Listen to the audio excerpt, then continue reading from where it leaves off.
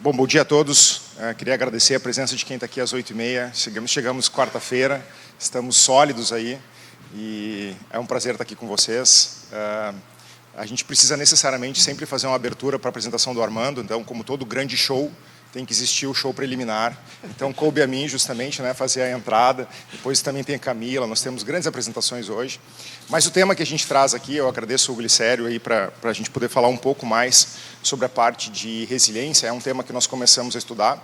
Acho que todos sabem bem por que começamos a trabalhar no Rio Grande do Sul com essa temática.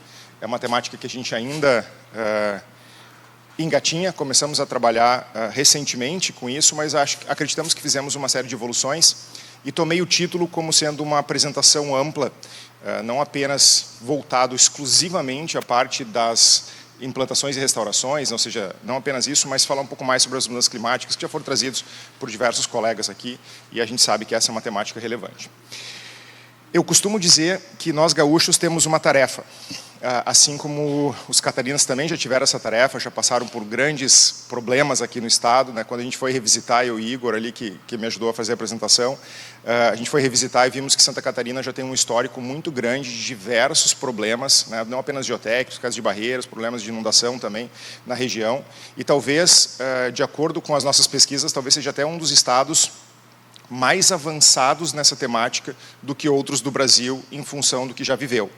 E nós passamos por isso mais recentemente, e é nosso dever, então, lembrar o que aconteceu no Rio Grande do Sul. Eu não vou me estender muito nessas imagens, mas eu acho que mostra o quanto nós estamos realmente vulneráveis às situações quando acontecem essas mudanças e nós não estarmos preparados para ela.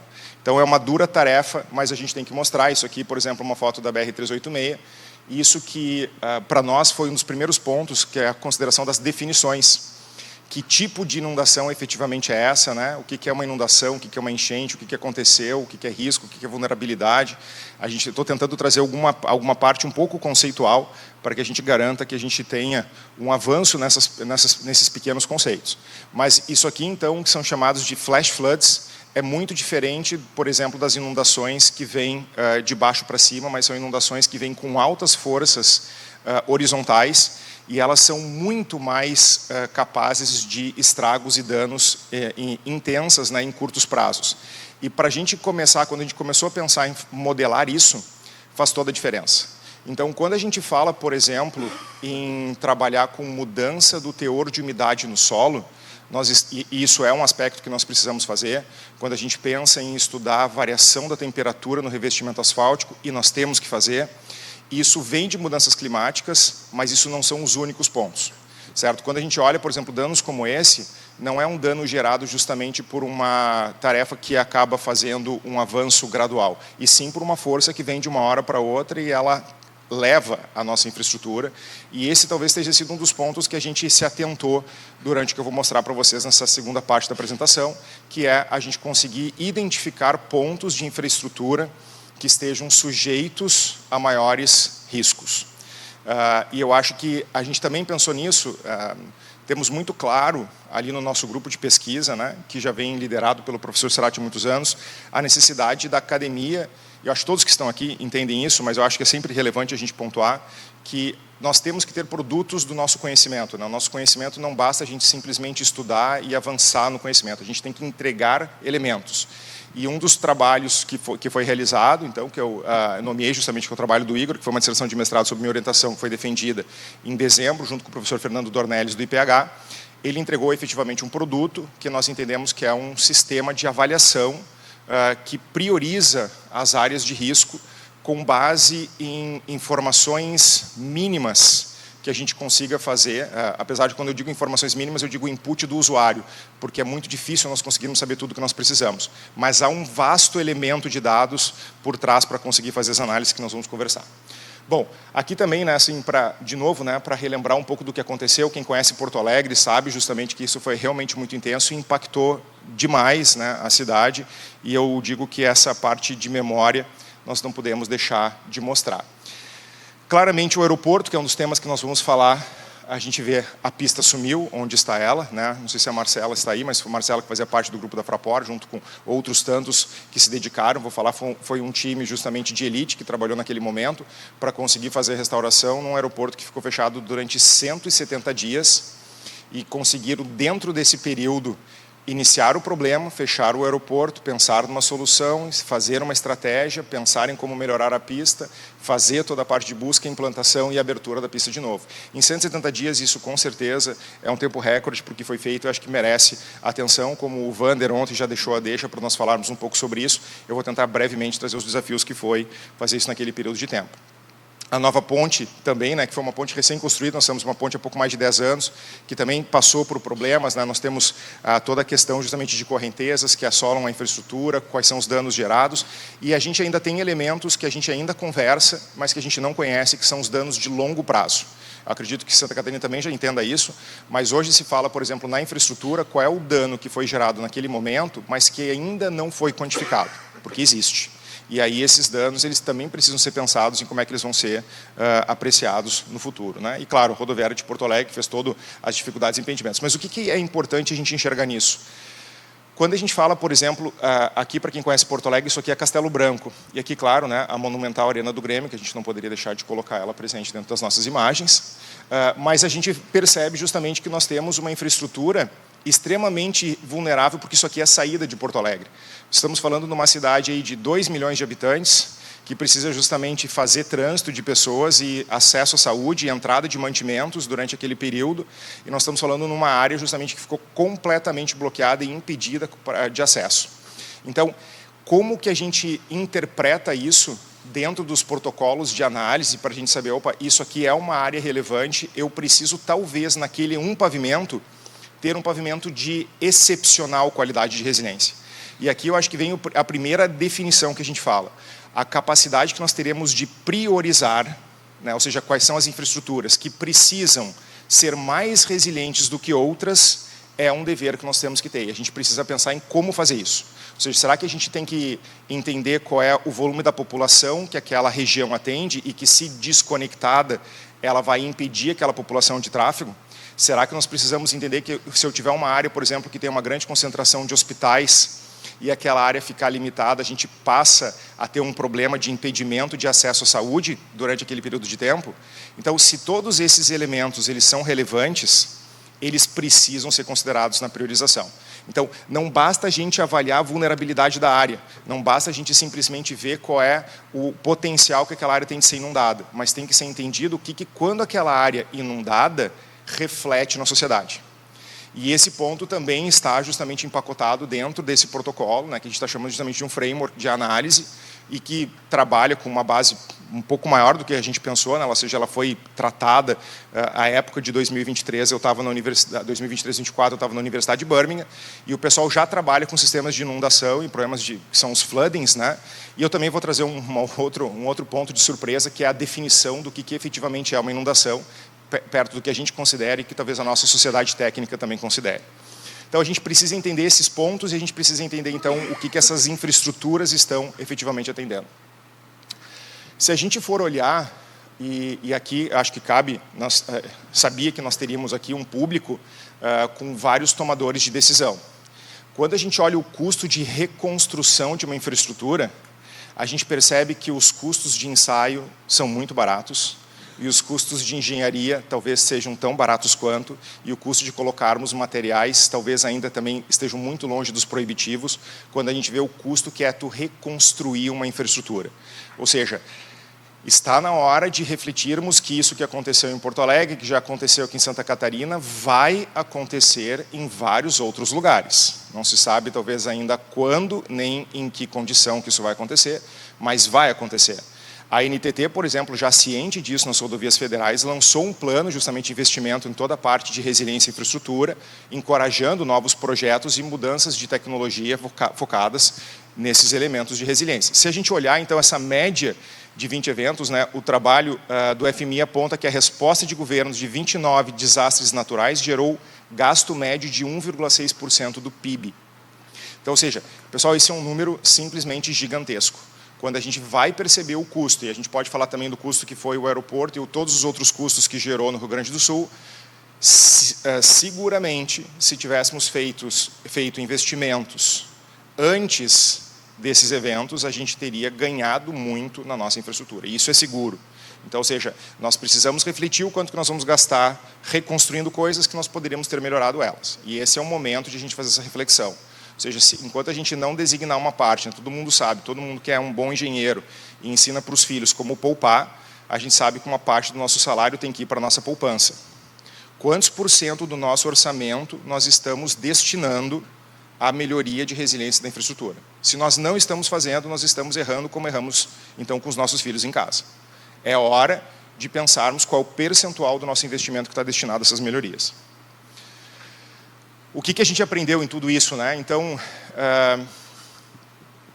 temos um dia longo à frente, eu vou tentar ser bastante pontual e garantir que eu não me atrasarei, certo? Então, eu vou tentar não ser muito pontual, mas assim, melhoria nos sistemas de defesa, é óbvio que este foi o problema de Porto Alegre, né? Acho que está bastante evidente para nós que houve um problema de defesa e que ele precisa ser melhorado, e que isso levou justamente a dificuldades e custos de manutenção maiores. Obras sustentáveis, também temos discutido o que nós temos que fazer. Isso vai ser parte dos meus últimos slides. O Luiz ontem falava justamente sobre passado e futuro, o Luciano falava justamente de a gente estar olhando uma fotografia do que acontece com o clima, mas nós já temos hoje ferramentas que nos ajudam a enxergar o futuro. Nós já temos ferramentas disponíveis para isso. Se as ferramentas não são perfeitas, a gente não tem uma máquina do tempo para saber se elas estão estimando corretamente, mas nós temos ferramentas hoje que já nos ajudam a enxergar quais são as mudanças climáticas, dependendo do nível de sustentabilidade que as nossas obras irão. E se isso são chamados de Social Shared Pathways, os SSPs. Dependendo dos SSPs que nós estamos trabalhando, significa se nós fazemos mais para a sustentabilidade do planeta ou menos, significa que a gente já sabe qual é o potencial de mudança climática que nós vamos ter. Então, nós temos que, no Brasil, ou nos nossos estados, ou nas nossas regiões, já começar a olhar esses mapas e nos entender. Será que nós queremos ser daqueles que vão fazer mais ou menos, porque a gente já consegue enxergar o quanto que nós vamos destinar dos nossos recursos, o que vai acontecer de maiores mudanças na região. Óbvio que nem tudo é tão preto e branco quanto eu estou falando, mas o meu papel aqui é justamente chamar atenção para a gente ver que existem formatos e formas de a gente fazer isso. Os sistemas de alerta precoce, acho que Santa Catarina está muito mais avançado, inclusive, que o Rio Grande do Sul estava. O sistema de defesa civil do Rio Grande do Sul modificou muito, né, pós-2024. Existiram sistemas de alertas mais eficientes e que a gente precisa ter, vide todas as tragédias e cidades que foram completamente varridas, e ainda, a despeito de elas estarem em áreas de alto risco, essas áreas precisam ser mapeadas e precisam ser avisadas, né, para a sociedade, e esses são mecanismos relevantes. E nós talvez tenhamos que pensar, e eu sempre vejo essa discussão, em a gente está fazendo pouca monitoração nos nossos pavimentos. Quantos de vocês, eu diria assim, quem de vocês aqui poderia levantar a mão e me dizer que na rodovia que trabalha hoje tem um sistema eficiente de monitoração capaz, por exemplo, de identificar o nível de água em alguma parte da sua rodovia? Num sistema digitalizado que chegue no seu computador e que a gente consiga visualizar. Quem seria capaz de me dizer que consegue chegar no seu computador um sistema de avaliação das temperaturas do seu pavimento dos últimos anos? Se tiver alguém aqui, por favor, levante a mão. E eu sei que é desafiador, porque eu trabalho com isso há quase 20 anos com instrumentação e eu não vejo as nossas instrumentações, infelizmente, conseguirem dar retorno, serem perenes e conseguirem a gente ter efetiva resposta desses equipamentos. E nós estamos investindo pouco nisso, nós precisamos investir. A gente está falando um monte de gêmeos digitais, nosso grupo é um dos que fala bastante sobre isso, e a premissa básica do gêmeo digital é você ter dados de entrada de forma contínua. Se a gente não tiver dados de entrada de forma contínua, nós não teremos jamais um gêmeo digital. É mais ou menos como nós irmos frequentemente ao laboratório fazer os nossos exames laboratoriais para saber como é que o nosso corpo está. Se nós não fizermos isso, a gente não sabe como é que a gente está, né? Ou seja, é só uma estimativa, e é a mesma coisa para os nossos pavimentos. E a revisão de planos de zoneamento, eu acho que isso também é um pouco integrado à nossa discussão. Educação, conscientização pública, a gente entende hoje que a educação, e eu falava novamente isso com o Luiz, todos nós aqui somos vetores de promoção de novos engenheiros. Nós estamos na Universidade Federal do Rio Grande do Sul, uma universidade com grande histórico na parte de engenharia civil e talvez no momento de mais baixa disputa de vagas na engenharia. A engenharia civil hoje aproxima um candidato por vaga na Federal do Rio Grande do Sul. Isso significa que nós não teremos engenheiros amanhã se nós não fizermos a nossa engenharia um pouco mais atrativa. Significa que a nossa responsabilidade, sim, termos monitores bonitos para os nossos pessoal trabalhar, com as cafeteiras onde o pessoal possa tomar um bom café, num ambiente simpático, e que a gente consiga atrair esses jovens, mostrando que a engenharia, como diria o meu orientador na Inglaterra, ele dizia assim, falava-se que a gente tem que trazer a engenharia como sendo sexy. Esse conceito de a gente mostrar que ela é apelativa é um dever nosso. A gente tem que mostrar justamente que a engenharia é legal. Eu me lembro quando vi o primeiro trabalho de engenharia, que eu acabei indo para a área de pavimentação, acho que um pouco em função disso, eu vi o The Big Dig nos Estados Unidos, onde foi a grande escavação que aconteceu em Boston, Massachusetts, e os caras tiveram lá, fazendo o aeroporto de Logan, eles tiveram uma decisão de cerca de 30, 40 minutos para inundar o túnel que chegava, quando eles começaram a ter problemas de trincas, né, fissuras dentro desse túnel, e se eles não inundassem o túnel rapidamente, o túnel colapsaria. E eles já tinham tido o problema que tinha acontecido em Chicago, alguns anos atrás, e que tinha colapsado a infraestrutura por muitos meses. Então eles tomaram aquela opção rapidamente de fazer a inundação do túnel que liga justamente o Logan Airport em Boston. E eu pensava, puxa, eu quero ser um engenheiro que um dia tenha a capacidade de tomar essa decisão. E eu acho que em 2024, quando a gente estava junto lá no aeroporto, eu fiz esse comentário, e nós basicamente junto com o pessoal do aeroporto, o Luciano também estava junto, a gente estava lá numa salinha fechada, sem quase janelas, e em uma tarde foi definida qual era o projeto da pista do aeroporto. Certo? Um grande louvor ao Regis, que é o projetista, e a discussão foi essa, se colocaram pessoas que tinham que tomar uma decisão rápida, não existia tempo para você chegar e pensar, vamos levar os materiais para fazer ensaio de laboratório, vamos esperar 3 meses, vamos aguardar, não existia essa tomada de decisão. E ainda assim foi o projeto mais inovador que com certeza talvez eu tenha trabalhado na minha vida em termos de especificação. Então, ou seja, dá para fazer especificação, dá para fazer obras com grandes tecnologias em curto prazo. Quem acha que isso não acontece, eu digo, eu fui testemunha e vi isso acontecer. Então, tenho o grande prazer de a gente poder compartilhar esses elementos e ver que a gente também é doutrinador e que a gente tem que fazer esses aspectos da engenharia também sair para fora. A gente também tem que contar essas histórias para a gente motivar novos engenheiros a chegar nas nossas áreas. Bom, e aí, claro, o que eu tenho dito para vocês sistematicamente aqui, que é a gente trabalhar com nível de resiliência versus criticidade.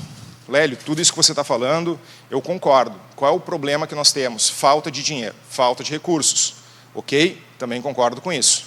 A gente também tem essa falta de recursos em casa. Eu certamente não faço tudo que eu gostaria de fazer. Mas significa que eu priorizo os elementos que eu quero gastar e eu sei que uma partezinha do meu dinheiro, por exemplo, eu vou gastar em férias. Porque senão eu não vou viver o resto dos outros 11 meses. Então, será, de novo, né, aquele nosso pote, quanto que a gente está colocando em aumento de resiliência, quanto a gente está modelando em melhorias de infraestrutura, porque se nós não fizermos, o nosso sofrimento será maior. A gente precisa necessariamente fazer isso. Começando, definições. O que é o alagamento? O que é alagamento em uma via? Né? Ou seja, essa foi uma das primeiras discussões que a gente teve, a diferença entre alagamento e inundação.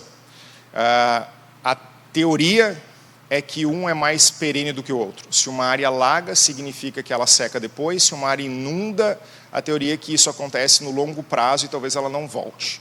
Então, alagamento é diferente de inundação. Esse é o primeiro ponto que a gente tem que começar a discutir. Depois, a gente tem que falar sobre o que é risco.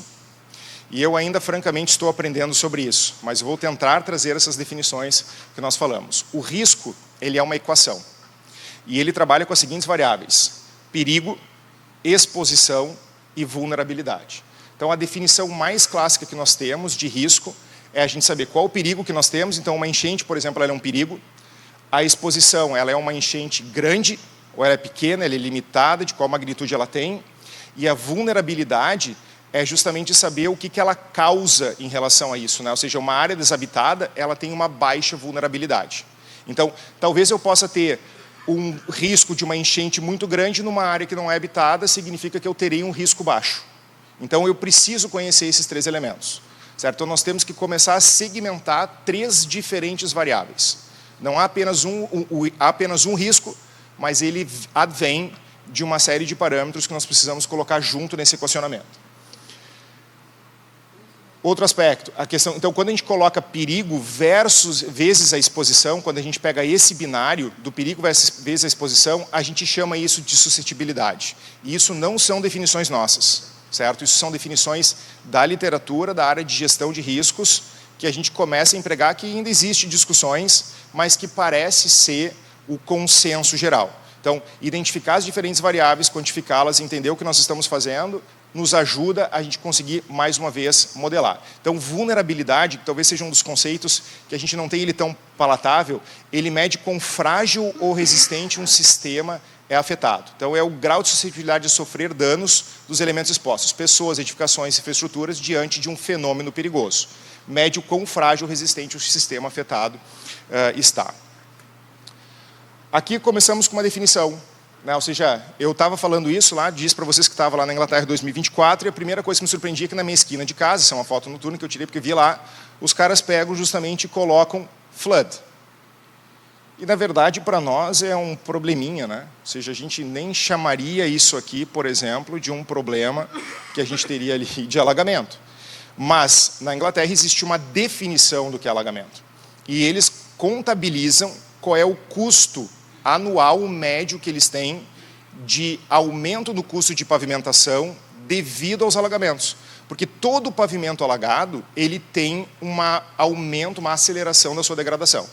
Se qualquer pavimento, certo? Se isso acontece, eles querem quantificar qual é o aumento do custo de manutenção devido a esses alagamentos. Então eles definem que 30 milímetros de água parada em uma área igual ou superior a 10 metros quadrados é considerado justamente um alagamento. Então, existe uma definição. Eu desconheço isso no Brasil, certo? Mas talvez a gente tenha que começar a definir isso. O que vai ser uma área alagada para nós, para quando a gente quantificar o custo desse alagamento, a gente saber exatamente o que nós estamos fazendo. Nós temos duas definições que eu comentei para vocês, e isso aqui é só um gancho para a gente começar, então, a migrar para a parte do aeroporto e sair dessa parte mais inicial, que é o que é chamado de inundações rápidas, que são esses flash floods, diferente das inundações lentas. O aeroporto, apesar de ter sido, entre aspas, rápido, ele veio devido à água que veio subindo, subindo, subindo, subindo e chegou dentro do aeroporto por cima da pista. Lélio, foi rápido, mas foi lento. Considerado o que aconteceu, por exemplo, no 386, onde existiu essa devastação, porque simplesmente você tem daqui a pouco uma infraestrutura que corta uma área inundada e você tem um rápido soerguimento do nível de água e aquela água vem com uma grande força horizontal e ela simplesmente destrói o que está no seu entorno. Então, esse elemento de modelagem, não adianta eu pensar se esse pavimento era mais resiliente ou não. Eu tenho que pensar que eu tenho que fazer talvez um sistema de defesa mais eficiente para que não ocorra em cima dele. Esse cara faz sentido, talvez, ele ser resiliente, se eu tiver uma água que vem e rescinde e eu tenho o pavimento ainda em condições. Ou seja, uma vez teve alguém que me perguntou, Lélio, eu preciso dimensionar um pavimento que alague durante 3 meses do ano. Ou seja, é uma área justamente que acontece em muitas áreas, né, inclusive no mundo. A gente tem um nível de água que sobe, durante 3 meses do ano eu não vou poder acessar aquela área, mas quando a água rescindir eu quero que a rodovia esteja lá. Eu disse, eu não sei fazer isso. Tudo que eu aprendi é que eu não posso fazer pavimento que inunde. Aí o cara me pergunta, como é que você faz? Eu disse, eu não sei. Eu não saberia fazer. Não sei se você sabe dar essa resposta. Mas é com certeza uma resposta difícil. Vocês vão ouvir comigo que ela não é uma resposta, no mínimo, trivial. A gente tem que estudar e entender como é que a gente vai fazer. Bom, então, eu vou trazer esses 3 elementos para vocês, que é o caso do aeroporto. A gente vai falar do FreeOrf, que é o framework de análise para avaliação de risco na infraestrutura. E os impactos futuros, eu acho que é um pouco dessa discussão já permeada nos nossos elementos que estão trabalhados aqui. Então, aeroporto, paralisado, Salgado Filho, no dia 4 de maio de 2024, 23 horas. Pessoal, esse projeto, como eu falei para vocês, eu acho que é um projeto super emblemático para nós e a gente enxerga o Vander falou isso ontem, eu botei aqui nos meus slides, é claro que eu não terminei hoje de manhã. A gente falava em 5 mil toneladas de Haima, acho que foi isso que o Vander falou aproximadamente, isso significa 100 mil toneladas de massa. Pessoal, 100 mil toneladas de massa em 170 dias. Não apenas se fala em 100 mil toneladas, mas de um novo material. De um material que precisava ser fabricado. Não era um material que estava pronto. Você precisava dos insumos, você precisava da engenharia para conseguir fazer isso, você precisava dosar esse material, você precisava achar pedreiras para conseguir fazer esse projeto, você precisava de laboratórios para fazer essa dosagem e para estabelecer parâmetros. Mas não apenas isso, era um material que não era especificado, Haima não tem especificação no Brasil, Então, ou seja, mas você precisa fazer uma obra pública de alto valor, com grande volume associado, você precisa ter um controle de qualidade. Como é que a gente vai ter um controle de qualidade se nós não tivermos uma especificação, professor Glicério? Tem que ter uma especificação. E você tem que desenvolver uma especificação. Mas de uma obra sem precedentes, que nunca ninguém sabia o que estava sendo feito, nem sabia o que podia ser utilizado. Com desafios de fornecimento, seguro que a Kraton não tinha todos os polímeros no pátio de casa, né? Ou seja, o João não estava lá simplesmente abrindo a garagem dele e dizendo, não, fiquem tranquilos, né? Está todo aqui o material que vocês vão precisar. E o Wander disse, fiquem tranquilos, eu consigo produzir essas 5.000 toneladas para o mês que vem. Naturalmente, não. Então, tudo isso foi uma cadeia. Eu me recordo que logo depois dos primeiros 2 a 3 dias, a Fraport fez contato com a gente no laboratório, a gente já estava trabalhando com eles. 2 a 3 dias, o pessoal fez o contato e digo, fiquem alertas, precisaremos de vocês brevemente. Foi essa a primeira mensagem, não foi, Graça? Foi exatamente a primeira mensagem que disse, fiquem alertas, precisaremos de vocês. E a gente já começou a se movimentar, porque sabíamos que alguma coisa estava por vir e eles começaram a trabalhar com toda a sua cadeia de suprimentos para conseguir fazer isso naquele período de tempo. Então, inclusive de ensaios. Nós fizemos no laboratório cerca de 5.000 ensaios para a Fraport. 5.000 ensaios. O Luciano fez outros tantos, a CTVias também fez outros tantos. Foram muitos ensaios e só nós 5.000 ensaios. Certo? Então, um laboratório de universidade pública, né, ou seja, pelo menos 2, que eu sei que Santa Maria estava junto com a gente nessa aí, são pelo menos 2 laboratórios de universidade pública que fizeram grande parte, se não a quase totalidade, desses ensaios mais avançados. Então, a gente tem capacidade de fazer isso no Brasil. Bom, deixa eu só voltar aqui para dizer então o que eu coloquei ali, né? Eu digo assim, então nós temos um controle de obra de qualidade, que a gente precisava fazer de uma obra desafiadora, com a capacidade de avaliar esses materiais quanto à sua capacidade resiliente e uma demanda por novas especificações. O que foi feito lá? Então, dentro desse projeto aí, talvez essa equipe, e eu ressalvo justamente que o Regis aqui, que foi o projetista, foi um grande promotor dessa discussão, conversou com muitos durante aquele período de tempo, toda a equipe da Fraport, né, justamente aqui tem o Douglas, a Marcela que estava na época, o Diógenes, tem tantas pessoas que estavam lá, não dá nem para nomear todas, mas eu digo assim, foram pessoas que se dedicaram 20 horas do seu dia, com toda certeza, e por vezes 24, para conseguir fazer isso acontecer. E eles conseguiram colocar isso dentro de uma especificação técnica da Fraport, que trabalhou com ensaios de fadiga, como LAS, com determinação de parâmetros de FFL, e ensaios de deformação de MSCR, com parâmetros definidos desse ligante. Aí eu pergunto, tiraram da cartola? Não. O conhecimento já estava sendo construído no Brasil e no mundo, mas existiu uma tomada de decisão que foi conversada, que foi discutida com a academia, que foi discutida com técnicos da área, que conversaram como fazer aquela especificação da melhor maneira rapidamente. Então, ou seja, isso significa que nós temos sim muitas coisas construídas, mas às vezes também, como engenheiro, já me deparei uma série de vezes, a gente também tem medo de inovar. Só como engenheiros, nós temos o dever de inovar. Nós não podemos ter medo. Nenhum engenheiro pega um telefone, um iPhone, um celular e só começa a utilizar ele depois que ele entendeu toda a programação do iPhone. Concordam comigo? A gente utiliza e a gente acredita que alguém fez aquele desenvolvimento. Hoje é impossível um engenheiro conhecer todos os aspectos teóricos de todos os ensaios, de todas as técnicas. É impossível. Para isso que nós temos técnicos por sub-áreas. Para isso que a gente tem, por isso que a gente não vai num clínico geral quando a gente quer tratar um problema específico do fígado. A mesma coisa. Então, a gente tem que acreditar que temos colegas com conhecimento, cada um dentro da sua sub-área vai ter uma expertise. E hoje o Brasil se recorta muito bem dentro disso, inclusive na academia. Nos recortamos entendendo que cada um vai seguindo raias. Claro que as nossas raias elas não são singulares, elas talvez tenham um formato de V, né? A gente tem uma cauda que vai abrindo para trás, mas que a gente lidera, que a gente pioneira justamente um determinado segmento. E esses grupos pioneirando isso, eles acabam conseguindo ir mais longe, mas eles precisam naturalmente desse conhecimento de base. Então, esses conhecimentos disponíveis permitiram que essa especificação viesse. Eu vou agilizar, mas é que agora a gente já está com uma grande quantidade de pessoas aqui, né? Ou seja, agora eu já posso tirar foto e pegar o caderninho depois para ver quem está presente. Antes eu não podia fazer a chamada. Olha só o que nós temos aqui dos ensaios. Os ensaios convencionais foram feitos, mas foram feitos ensaios reológicos com determinação de curva mestra, de JNR, de FFL, Fizemos os ensaios convencionais de mistura, fizemos resistência à tração, módulo de resiliência por compressão diametral, e observem, a gente já trata isso aqui como ensaios convencionais de misturas asfálticas. O que há 20 anos atrás se entendia como ensaios que estavam atualizando, não temos mais hoje como chamar isso aqui de ensaios especiais ou ensaios avançados. São ensaios que a gente já tem que estar fazendo, a gente já entende isso, todos nós.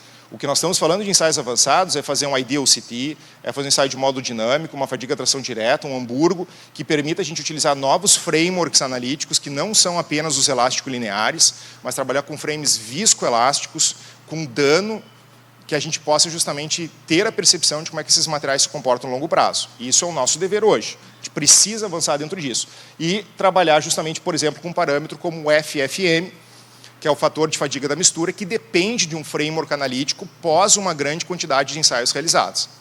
Ou seja, o Luciano mostrou bem ontem todas aquelas várias misturas que já foram trabalhadas, que já foram mapeadas, que já se conhece, que já se entende. Isso hoje é um conhecimento instalado no Brasil. Ah, Lélio, mas eu não conheço. Vamos conhecer.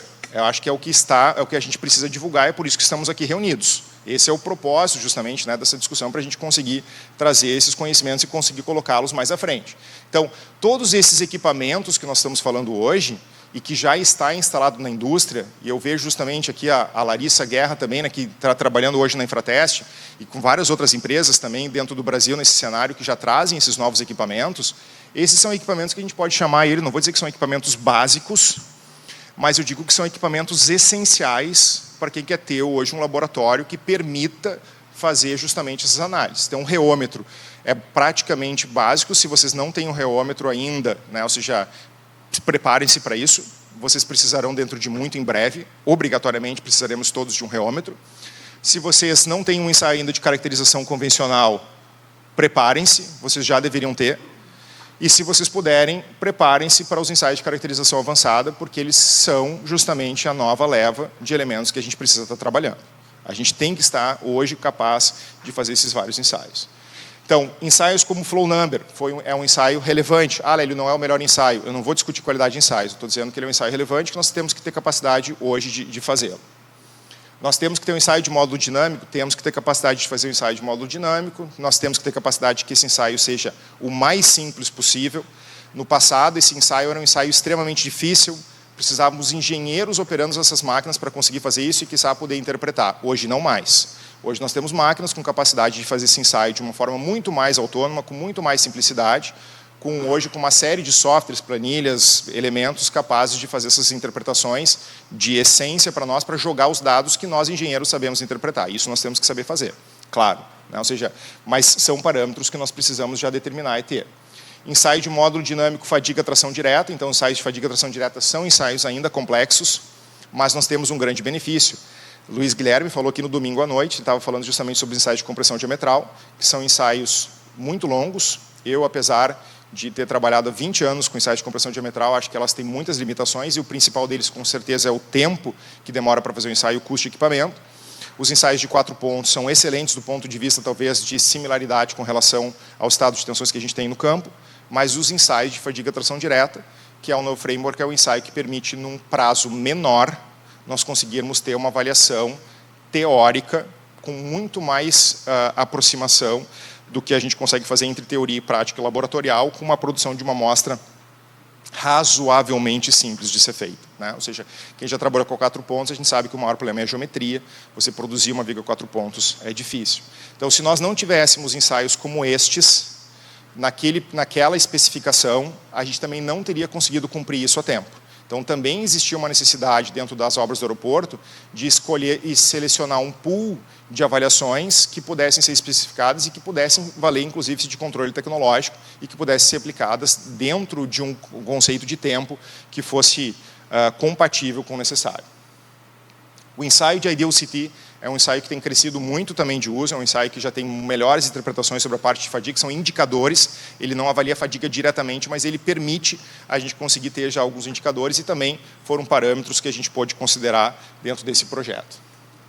Também foram feitos ensaios de track size monotônicos. A gente sabe, a pista do aeroporto é uma pista extremamente espessa, de concreto asfáltico, tinha lá materiais muito antigos, né? Era uma pista que já estava justamente com uma idade avançada e que já tinha muitos poros embaixo, com muitos problemas justamente de vazios, então estudar também as condições triaxiais confinadas desses materiais também era relevante para entender as propriedades e como elas alteraram, porque a gente também tinha, na verdade a Fraport já tinha feito os ensaios anteriores, né, às inundações, então o comparativo entre o que a inundação gerou de problema naquela pista, parte disso foi porque existiam ensaios preliminares que permitiram a gente fazer a comparação das resistências desses materiais pré e pós-inundação. Bom, então dentro dessas lições aprendidas dessa primeira parte, a gente tem então esses novos materiais como ferramenta de melhoria de comportamento resiliente, desenvolvimento de novas especificações com conhecimento já disponível no mercado nacional. A gente sabe da necessidade de inovar em curto prazo, né? Se dizem que guerras fazem grandes avanços em pouco tempo, certamente todas essas partes, essas emergências também acabam catalisando isso, né? Um esforço conjunto com coordenação e dedicadas entregas, então análise preliminar, tomada de decisão, projeto, dosagens, contratação e controle de qualidade num período recorde. E aqui, sim, um grande louvor justamente ao pessoal da Fraport que realmente se dedicou para fazer isso. Vinculação entre a indústria e os diversos setores de P&D, e quando eu falo diversos setores de P&D, notem que não era só a academia preparada, era justamente a Kraton preparada que forneceu, era a Greca preparada, era a Traçado preparada, era uma série de consultores, projetistas, empresa, indústria preparada para conseguir entregar isso. Todos estavam falando a mesma língua. Ou seja, quando a gente conversava no telefone, sabíamos o que estávamos conversando. Então, ou seja, nada desses elementos, por mais inovador que fossem, eram desconhecidos. Ou seja, talvez a gente não tivesse a feição, a gente talvez não tivesse toda essa proximidade que nós queríamos ter com esses conceitos, mas que aquilo ali certamente, né, acelerou e promoveu esse crescimento. Materiais convencionais se mostram com limitação de demandas em adaptações. Isso a gente também percebe, né? Ou seja, por que foi escolhido Raima?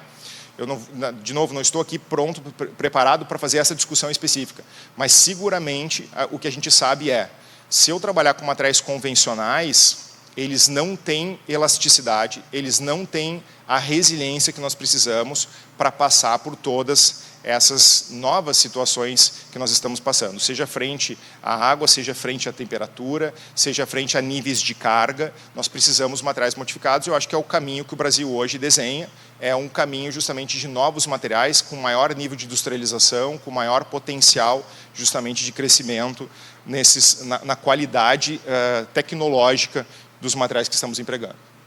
Bom, então a gente começou lá com um conceito lá atrás, que não é o conceito que está hoje, né? Começamos com um conceito inicial, que era um conceito justamente de promover um modelo analítico para avaliação da vulnerabilidade de inundações em redes rodoviárias. E naquele momento, então, a gente trabalhou na URGS junto com a Universidade de Birmingham, o Igor também foi para lá, o Henrique foi para lá também, conversamos com os pesquisadores de lá, e o que a gente fez naquele momento foi entender o que vinha sendo desenvolvido.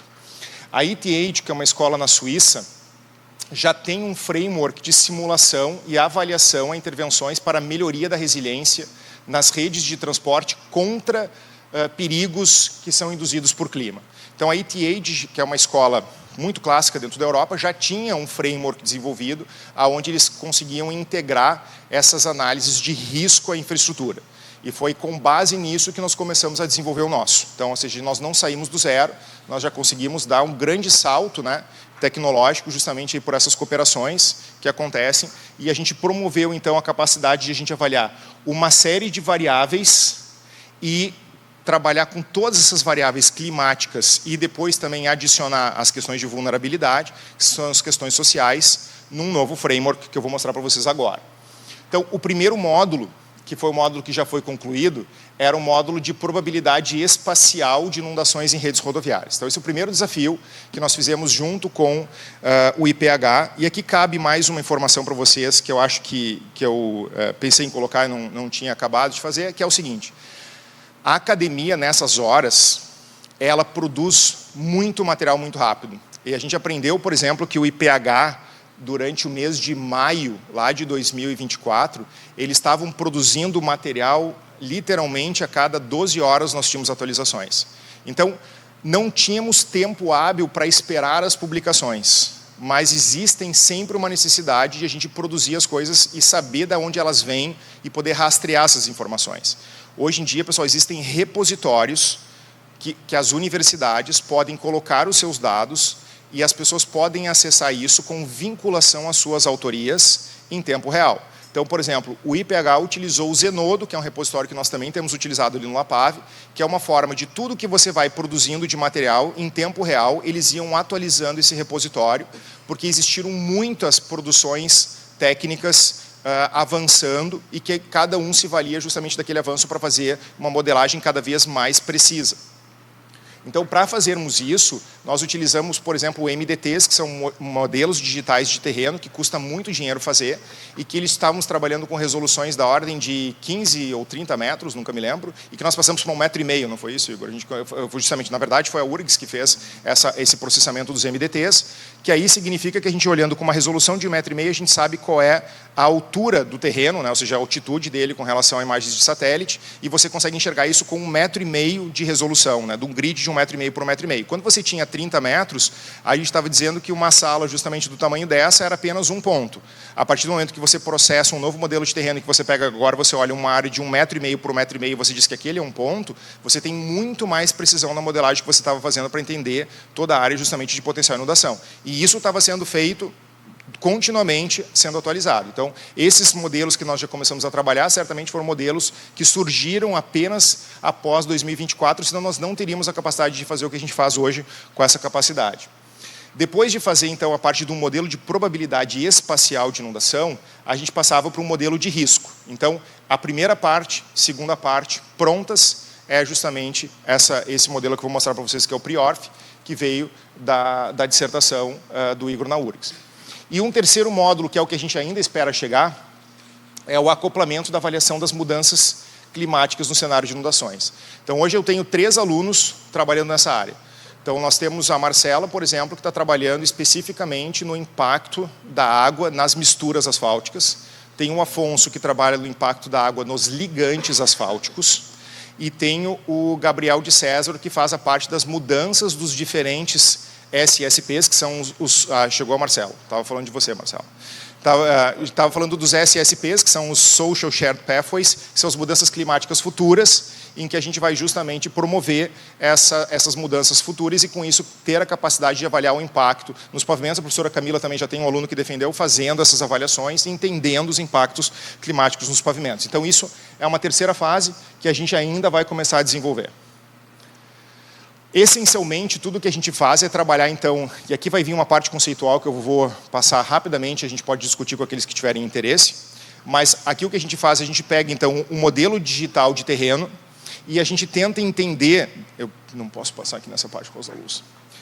O que a gente está tentando entender agora é dentro de uma região, se você imaginar que uma região é um quadradinho de 1,5 metro por 1,5 metro, a gente quer saber qual é o fluxo acumulado por onde que a água vem e qual o caminho que ela faz. Você vai simplesmente ver qual é a probabilidade que a água tem de ir para cá ou para cá. O objetivo é você acumulando a água, saber para onde ela vai, e você vai delimitando essas bacias de água com base no modelo digital de terreno. Então, nesse momento, a gente ainda não tem água. Nesse modelo, a gente só tem uma parte geográfica que permite a gente saber qual é a área que é possível de você fazer com que a água permeie. Então, o primeiro elemento é você conhecer as bacias que a gente vai conseguir fazer com que a água vá antes de você jogar água nela. Depois que você pega, então, esses modelos acumulados, o que ele faz? O PRIORF vai pegar e vai traçar e vai desenhar essas redes por onde a gente vai ter, então, a água e vendo justamente quais são os pontos que ela vai ter eventuais intersecções com a infraestrutura. Então, nós temos mais um modelo agora que a gente tem, dentro do modelo digital de terreno, aqui a gente tem que acoplar. A gente tem que saber as áreas por onde a água vai entrar e nós temos que saber qual é a infraestrutura que tem.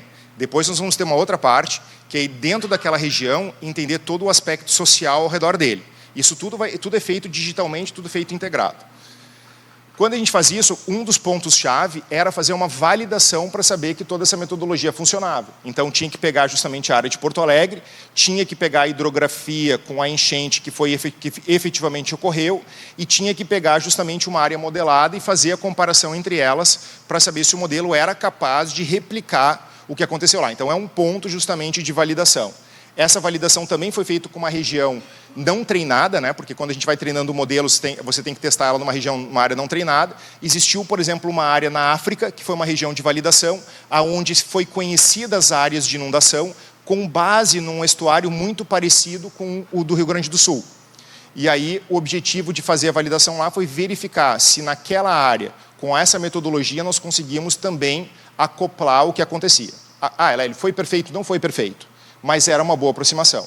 E aqui eu ressalvo, tudo que nós estamos fazendo nessa metodologia é ter uma estimativa inicial numa área completamente sem dados levantados, em que permita a gente estimar o risco do dano à infraestrutura naquela área.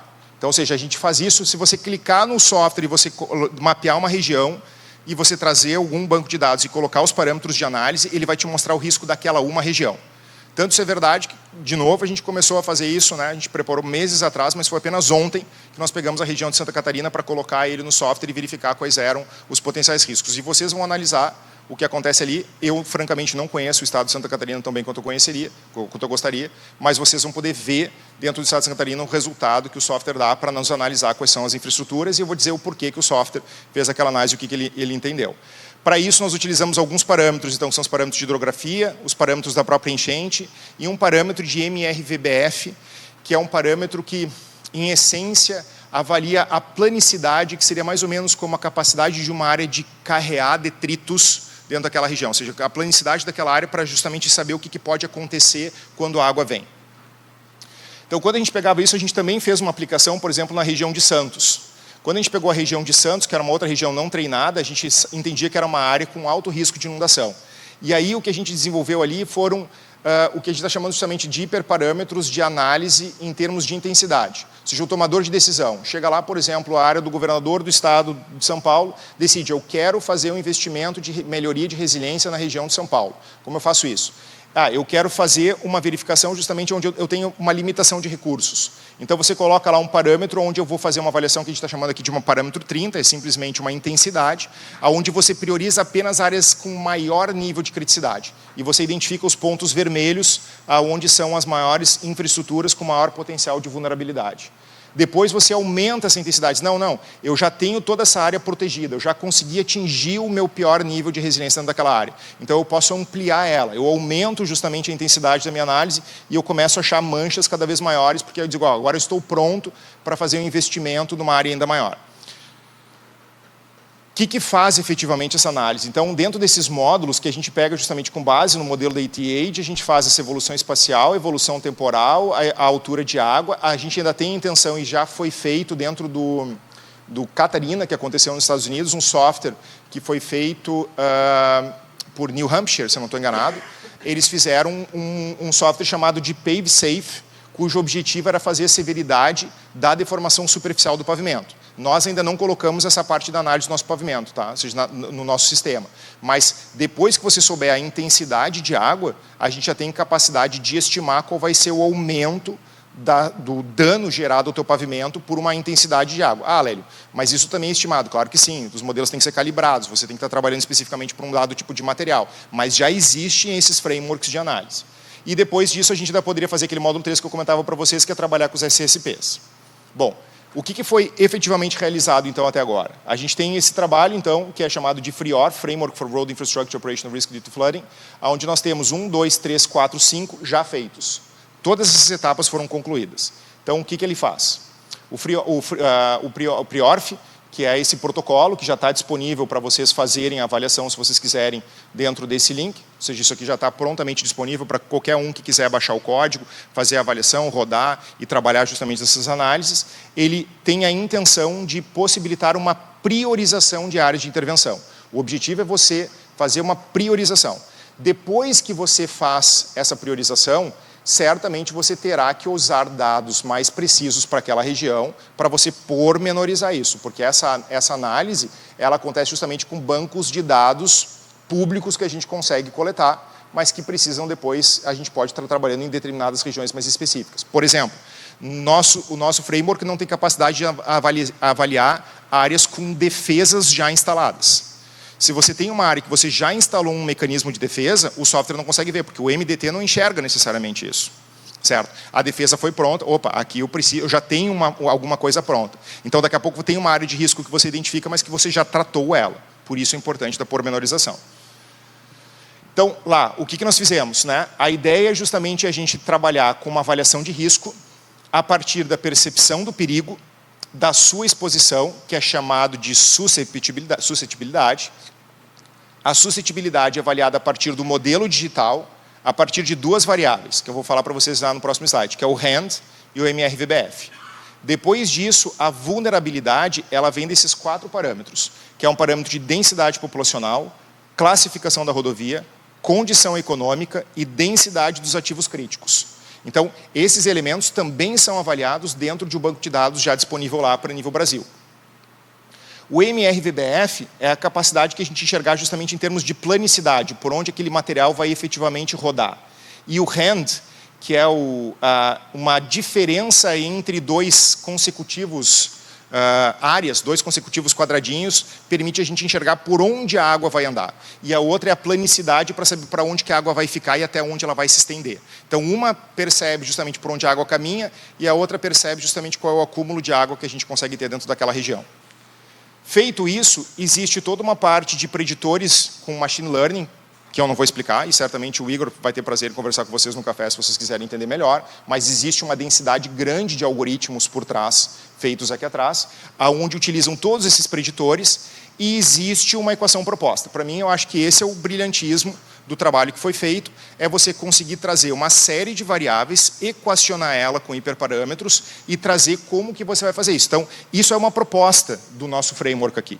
Essa proposta, que é uma função justamente que a gente tem social-econômica, de um indicador, onde a gente teve que colocar parâmetros, né, que a gente tem ômega 1, ômega 2, ômega 3 e ômega 4, então são parâmetros com esses níveis de peso e que cada um deles trabalha com densidade da população, a gente trabalha com a classificação da via, a gente trabalha com a densidade de infraestruturas críticas e a condição econômica da região. Então, por exemplo, a região tem uma condição econômica melhor. O que isso significa? Significa que ela tem uma capacidade de rapidamente se recuperar.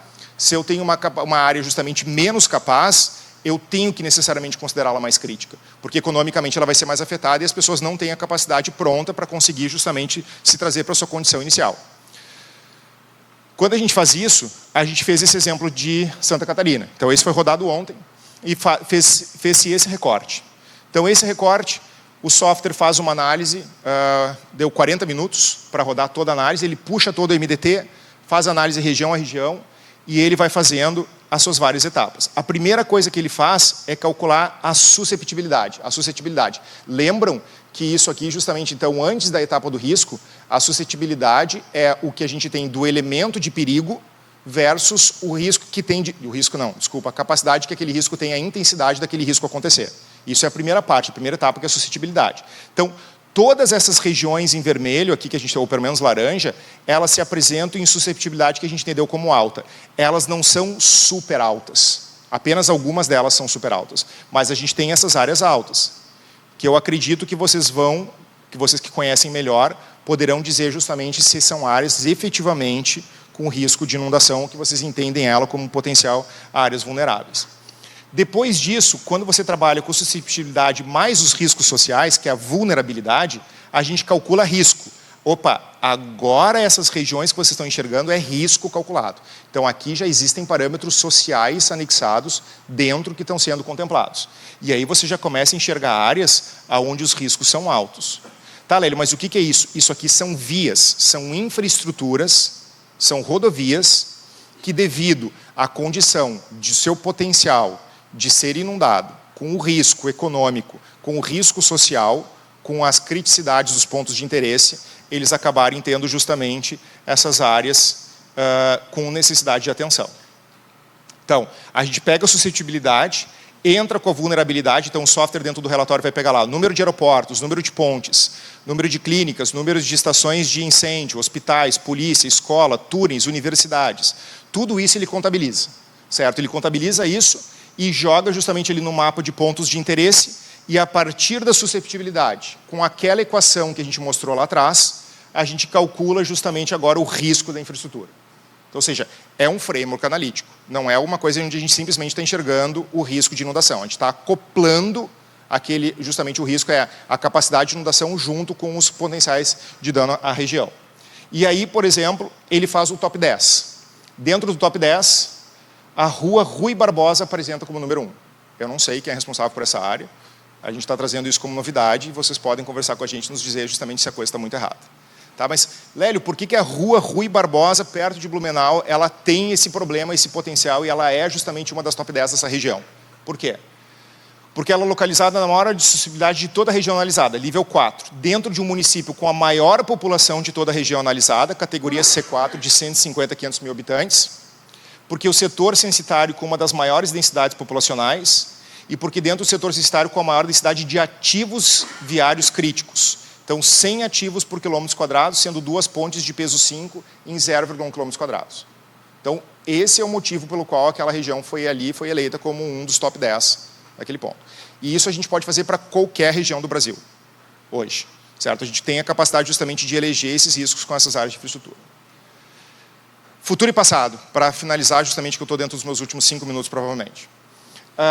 Aqui é aquilo que eu falava para vocês, que a gente falava, então, até um determinado ponto, tudo era passado e tudo eram dados passados, né, como o Luciano falou. A partir de um determinado momento, isso é futuro. E a gente já consegue enxergar isso a partir de uma plataforma chamada de Copérnicos, que é uma plataforma prontamente disponível para a gente acessar, academicamente falando.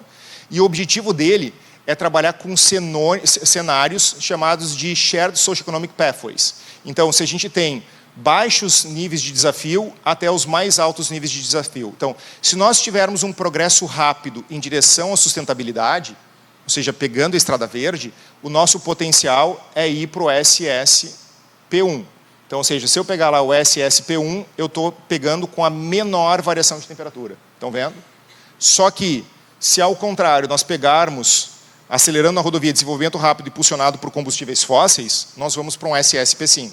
Se nós formos para um SSP5, nós vamos, catapultar todo o nosso risco. Então, a gente não pode fazer isso.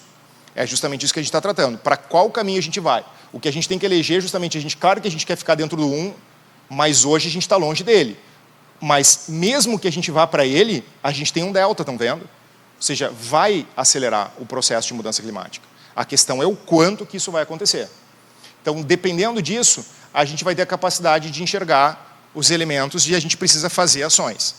Ações que já foram tomadas. Nota técnica do IPH foi lançada em 2025. Ela diz que agora todos os nossos projetos hidrológicos ela tem que utilizar séries temporais mais longas possíveis, ou seja, todos os dados disponíveis já mapeados na história é que diz que a gente tem que fazer. Não estamos olhando apenas 100 anos, 50 anos, 20 anos. A gente está olhando toda a série possível histórica. E, inclusive, os eventos extremos recentes. Isso já acontece no Rio Grande do Sul. Depois, a gente tem que majorar a magnitude, acrescentando 15% a precipitação vazão, para quando a gente tem termos de retorno menores do que 10, ou 20% para aqueles dispositivos que precisam ter de retorno maior que 10. Ou, então, para tempos de retorno, o alvo de 50 anos, utilizar agora não 50, mas 200 anos para bacias menores do que 1 metro quadrados, ou 150 anos. Então, ou seja, aconteceu uma aceleração muito grande das recomendações para projetos de drenagem. Então, ou seja, aqueles que estão responsáveis por isso, fiquem atentos. O Rio Grande do Sul já fez mudanças, já temos um novo plano que já está em vigor. Então, temos que respeitar e temos que fazer esses projetos de ampliação adaptáveis e flexíveis. Isso tudo já está mapeado. Então, essa nota do IPH de 24 já tem um caso justamente da RS 441, onde já foi adotado, já está implementado e já é um elemento apontado justamente, virou exigência técnica vinculante aos projetos do DAER. Então, esse ponto é um ponto que, lição aprendida, temos condições de implantar, já existem novas recomendações. Para finalizar, e não avançar dentro do tempo que eu tenho, reverter danos ao meio ambiente não é necessariamente barato, mas os custos de não reverter o cenário, com certeza, ainda maior. Então, ou seja, é hora de nos conscientizarmos que precisamos fazer mudanças.